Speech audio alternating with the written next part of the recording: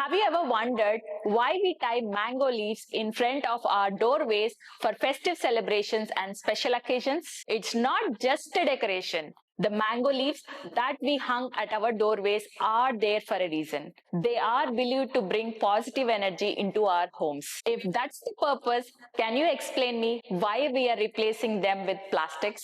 Now, I completely understand for people who are living abroad, finding fresh mango leaves is not always easy. In those situations, artificial alternatives may feel the only practical choice. But if fresh mango leaves are not available, why we are replacing them with plastics?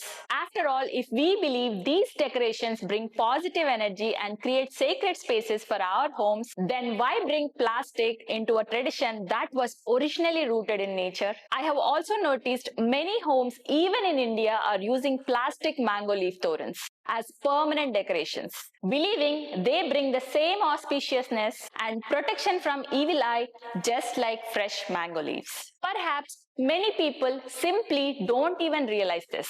And beyond traditions, there is also environmental impact. Plastic torans, plastic flowers eventually become waste that may not be recycled and can remain in the environment for generations, even when we are gone. Natural decorations, on other hand, are biodegradable and eco-friendly. This festive season, let's all make conscious choices, choose fresh, natural, eco-friendly decorations over plastic ones. Let's celebrate in a way that honors our traditions, create positive space for our families, and show care for the environment. If this message resonates with you, please share it and help spread the awareness. Thank you very much for watching.